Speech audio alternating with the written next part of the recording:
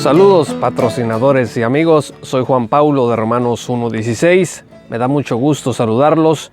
Un patrocinador me hizo llegar una inquietud acerca de un tema fundamental de la fe cristiana que es la resurrección, el orden y el programa de la resurrección en la Sagrada Escritura. En este programa vamos a ver enseguida una explicación de cómo presenta la Escritura el programa de la resurrección. Acompáñenme con papel, lápiz o pluma y la Sagrada Escritura para estudiar este importante tema. La palabra anástasis, que se traduce como resurrección, aparece 42 veces en la Escritura y significa, en términos sencillos, volver a la vida o incorporarse y ponerse de pie. Filipenses 3, versículo 10, por ejemplo, tiene una declaración en donde se lee ten dunamin tes anastaseos, que significa el poder de la resurrección. Reginald Fuller dice en el Oxford Companion of the Bible que la idea de resurrección en el Antiguo Testamento era comúnmente usada para hablar de una resurrección metafórica del pueblo de Israel después del exilio. Por ejemplo, en Ezequiel 37, versículos 1 al 14, se habla de que Israel se levantará de los sepulcros por el poder de Dios y será reunido y ubicado en la tierra que Dios les prometió. Los versículos 11 al 14 dicen: me dijo luego, hijo de hombre, todos estos huesos son la casa de Israel. He aquí ellos dicen: nuestros huesos se secaron y pereció nuestra esperanza y somos del todo destruidos. Por tanto, profetiza y diles: así ha dicho Jehová el Señor: he aquí yo abro vuestros sepulcros, pueblo mío, y os haré subir de vuestras sepulturas y os traeré a la tierra de Israel. Y sabréis que yo soy Jehová cuando abra vuestros sepulcros y os saque de vuestras sepulturas, pueblo mío. Y pondré mi espíritu en vosotros y viviréis, y os haré reposar sobre vuestra tierra, y sabréis que yo, Jehová, hablé y lo hice, dice Jehová.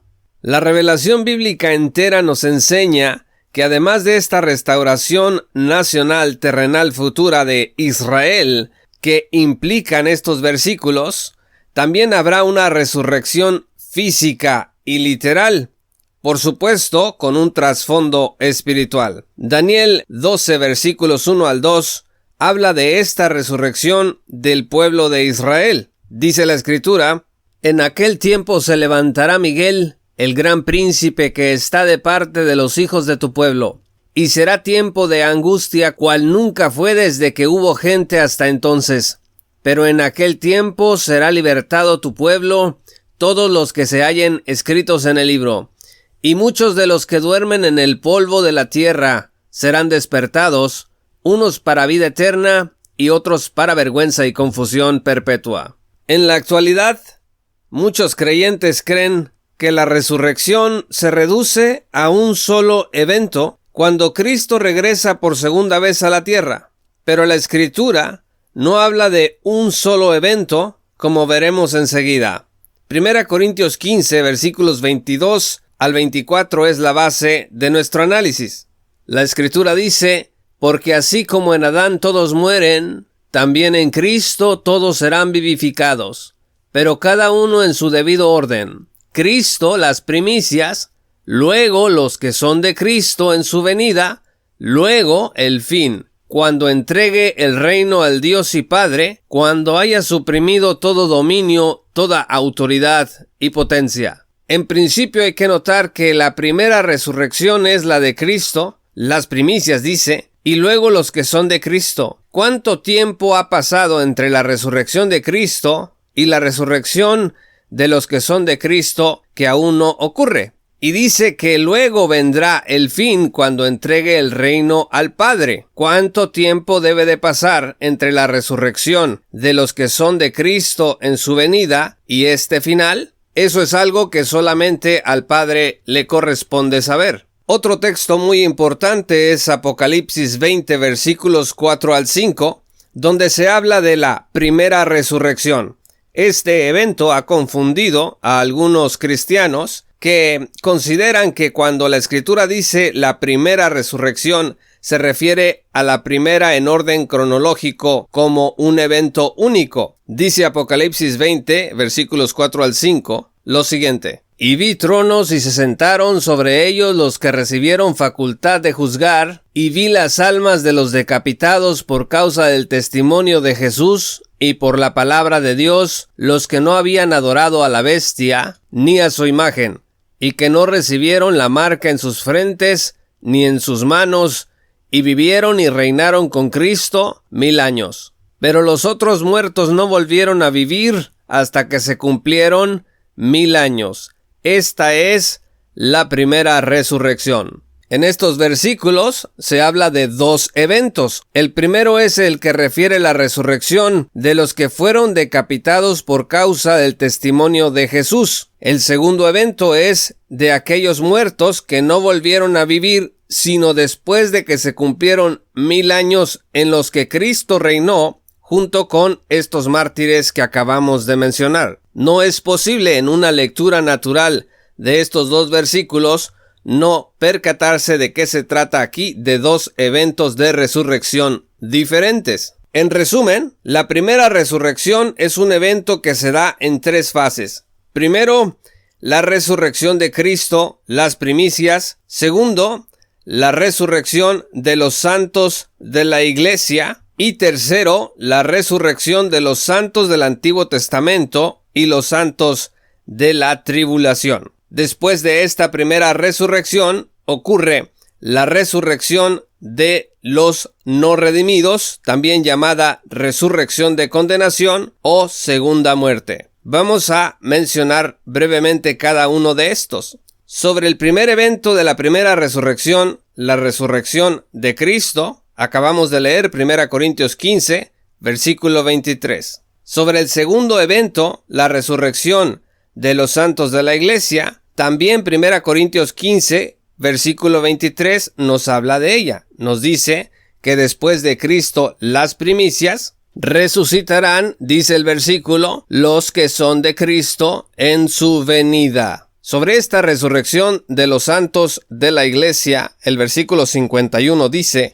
He aquí os digo un misterio, no todos dormiremos, pero todos seremos transformados, en un momento, en un abrir y cerrar de ojos, a la final trompeta, porque se tocará la trompeta y los muertos serán resucitados incorruptibles, y nosotros seremos transformados. Este abrir y cerrar de ojos indica un momento súbito, que es exactamente de lo que habla 1 Tesalonicenses 4, versículos 13 al 18, que refiere el evento conocido como el arrebatamiento. Dice la Escritura en 1 Tesalonicenses 4, versículos 13 al 18, lo siguiente: Tampoco queremos, hermanos, que ignoréis acerca de los que duermen, para que no os entristezcáis como los otros que no tienen esperanza. Porque si creemos que Jesús murió y resucitó, así también traerá Dios con Jesús a los que durmieron en él. Por lo cual os decimos esto en palabra del Señor, que nosotros que vivimos, que habremos quedado hasta la venida del Señor, no precederemos a los que durmieron. Porque el Señor mismo, con voz de mando, con voz de arcángel y con trompeta de Dios, descenderá del cielo, y los muertos en Cristo resucitarán primero. Luego nosotros los que vivimos, los que hayamos quedado, seremos arrebatados juntamente con ellos en las nubes para recibir al Señor en el aire, y así estaremos siempre con el Señor. Por tanto, alentaos los unos a los otros con estas palabras.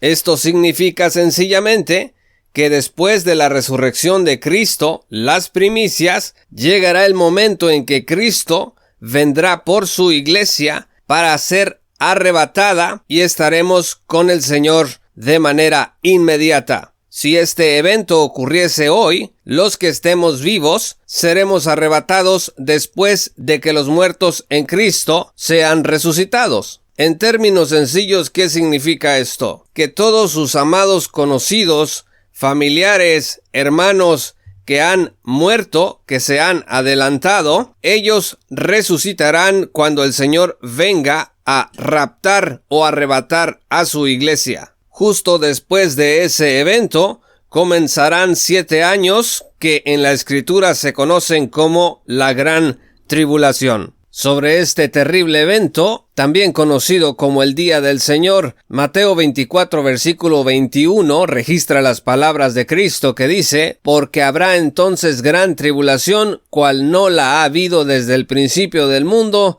hasta ahora, ni la habrá». Una vez que concluyan estos 7 años de gran tribulación, serán resucitados los santos del Antiguo Testamento y los santos de la tribulación. Esta es la resurrección a la que se refiere Daniel 12, versículos 1 al 2, que mencionamos hace un momento. Y en Apocalipsis 24 se habla de los que fueron decapitados por causa del testimonio de Jesús durante ese tiempo. Es precisamente la segunda venida de Cristo lo que inaugura esta tercera etapa en el programa u orden de resurrección de la Biblia. Los santos del Antiguo Testamento y los santos de la tribulación son resucitados cuando Cristo viene por segunda vez a la tierra a instaurar su reino milenario. Cristo, por supuesto, no viene solo, sino que viene con todos los que fueron resucitados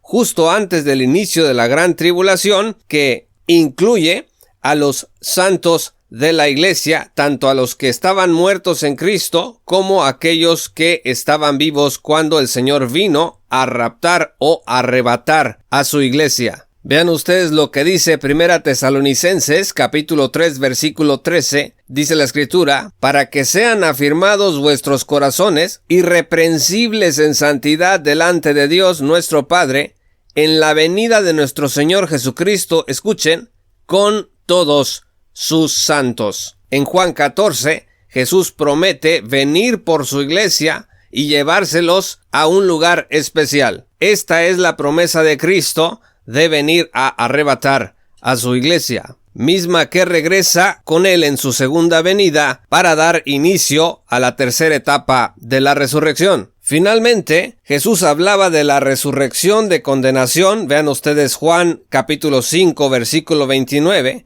y también en la Biblia se habla de la segunda muerte, Apocalipsis 20 versículo 6, 14, capítulo 21 y versículo 8. Esta resurrección de condenación, o también llamada segunda muerte, es el cuarto evento en el programa u orden de la resurrección. Estos son todos aquellos que a lo largo de la historia no quisieron creer en el mensaje y la revelación de Dios. Esta es la resurrección de los no redimidos que están preparados para el castigo en el fuego eterno. Recibirán los cuerpos apropiados para que este tormento llegue sobre ellos como parte de la justicia divina perfecta. En suma, la resurrección en la Biblia consta de 4 etapas. 1. La resurrección de Cristo. 2. La resurrección de los santos de la iglesia. 3. La resurrección de los santos del Antiguo Testamento y los santos de la tribulación. Y 4. La resurrección de los irredentos de todos los tiempos. Si hablamos de los eventos que están intercalados entre estos 4 momentos, tenemos que hablar 1. de la resurrección de Cristo, después 2. de la resurrección de los santos de la iglesia y el inicio de la gran tribulación de 7 años, 3. la segunda venida de Cristo con sus santos y la resurrección de los santos del Antiguo Testamento y los santos de la tribulación, el inicio del reino milenario de Cristo, y 4. al final de este reino milenario, la resurrección de los irredentos de todos los tiempos, para que se dé lo que se conoce en la Biblia como el juicio del gran trono blanco, que está en Apocalipsis 20 versículos 11 al 15. Después de esto, se da lugar al estado eterno que aparece en Apocalipsis 21 y 22. Hay que notar que al final de la gran tribulación hay un juicio, el juicio de las ovejas y de las cabras, que aparece en Mateo 25 versículos 31 y siguientes, en donde a las ovejas les es dicho venid benditos de mi Padre para recibir el reino que ha sido preparado para vosotros. Desde la fundación del mundo. Por supuesto que hay interpretaciones diferentes a esta. Por ejemplo, que Daniel 12:2 habla de la resurrección de todos, pero el contexto indica que se trata de la resurrección del pueblo de Daniel después de la gran tribulación. También se dice que 1 Tesalonicenses 4 versículos 13 al 18 hablan de la resurrección de todos, que el arrebatamiento significa simplemente que estaremos unidos con Cristo en la resurrección. Se trata de una nota de consuelo pastoral y no de una descripción cronológica escatológica. Dicen que el evento será público y no secreto, pero la voz de mando y la trompeta del versículo 16 es una referencia a la trompeta que durante el Éxodo indicaba que el pueblo debía salir del campamento a reunirse con Dios. Pablo usó esta trompeta para ilustrar el llamado a reunirnos con Cristo en el aire. Éxodo 19 versículos 16 al 19 dicen: Aconteció que al tercer día, cuando vino la mañana, vinieron truenos y relámpagos y espesa nube sobre el monte y sonido de bocina muy fuerte, y se estremeció todo el pueblo que estaba en el campamento. Y Moisés sacó del campamento al pueblo para recibir a Dios, y se detuvieron al pie del monte. Todo el monte Sinaí humeaba porque Jehová había descendido sobre él en el fuego, y el humo subía como el humo de un horno, y todo el monte se estremecía en gran manera. Escuchen, el sonido de la bocina iba aumentando en extremo. Moisés hablaba y Dios le respondía con voz tronante. Esta ilustración es apropiada para hablar del momento del arrebatamiento. También se dice que Mateo 25, versículos 31 y siguientes hablan del juicio final antes del estado eterno. Este es el mismo juicio que el de Apocalipsis 20, versículos 11 al 15, el del gran trono blanco. O sea, el juicio de las cabras y las ovejas y el juicio del gran trono blanco para estas personas es lo mismo. Pero en Mateo 25, 31 y siguientes, el juicio precede al reino milenario. El versículo 34 dice: venid y heredad el reino. Este es el mismo reino restaurado del cual preguntaron los discípulos a Jesús en Hechos 1, versículo 6. Es también el mismo reino que aparece en Apocalipsis 20 con una duración de 1000 años. En general, las premisas de esta lectura son tres. 1. La presuposición de que Israel fue reemplazado por la iglesia. Esto también se conoce como supercesacionismo, y que las promesas dadas a Israel de parte de Dios ya fueron desechadas. Así que, si usted lee que hay una resurrección en Daniel 12, versículos 1 al 2, si usted lee que se habla del pueblo de Israel en Ezequiel capítulo 37, se está hablando en realidad de la iglesia, porque Israel fue reemplazado por la iglesia. La segunda presuposición o premisa es que el reino de Dios es en realidad algo puramente espiritual, sin aplicación literal, futura, milenial ni terrenal. Los pasajes que en la Escritura hablan de la restauración de un reino terrenal, de promesas para Israel y para las naciones, se leen de manera simbólica o metafórica. Y la tercer premisa de este tipo de lecturas es que Apocalipsis es simbólico y carece de un significado y aplicación literales. Pero si nosotros hacemos una lectura natural del texto conforme a la exégesis histórico-gramatical literal, vamos a tener que aceptar que el programa de resurrección incluye estas 4 etapas: la resurrección de Cristo, la resurrección de los santos de la iglesia, la resurrección de los santos del Antiguo Testamento y los santos de la tribulación, y la resurrección de los irredentos de todos los tiempos para el juicio y castigo final. Muchas gracias por acompañarnos en este estudio. Esperamos que haya sido de bendición y edificación en la vida de cada uno de ustedes. Si aún no eres patrocinador, te invito a que te unas en www.jpaulomartinez.com. o directamente en www.patreon.com/jpaulomartinez. Accederás a recursos exclusivos, además de apoyarnos en esta tarea de divulgación bíblica y teológica en Latinoamérica. Suscríbete a nuestro canal de YouTube y visítanos en nuestro sitio web oficial y redes sociales. Muchas gracias y hasta pronto.